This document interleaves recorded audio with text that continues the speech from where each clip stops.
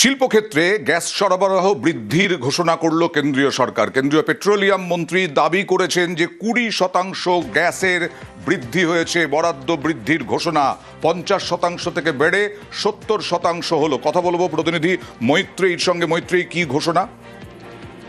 দেখো, পেট্রোলিয়াম মন্ত্রকের সচিব আজকে সমস্ত রাজ্যকে চিঠি দিয়ে জানিয়ে দিয়েছেন যে কমার্শিয়াল গ্যাসের ব্যবহার যেখানে ডিস্ট্রিবিউশন বা তার অ্যালটমেন্ট যেখানে 50% আটকে রাখতে বলা হয়েছিল, সেটাকেই এখন 70% করতে বলা হয়েছে। অর্থাৎ এই যুদ্ধকালীন পরিস্থিতি তৈরি হওয়ার আগে যে অ্যালটমেন্টটা 50%, যে যতটা পরিমাণের অ্যালটমেন্ট হতো তার 70% অ্যালটমেন্ট এখন করে দেওয়া হবে। এর পাশাপাশি ইস্পাত সহ বিভিন্ন প্রায়োরিটি ইন্ডাস্ট্রিতে, যেখানে শ্রম নির্ভর যে সমস্ত ইন্ডাস্ট্রি রয়েছে সেই সমস্ত ইন্ডাস্ট্রিকে প্রায়োরিটি দিতে বলা হয়েছে। এর পাশাপাশি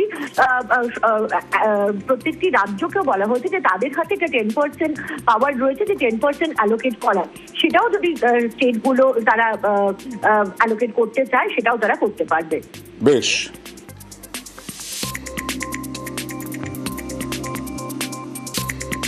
নিউজ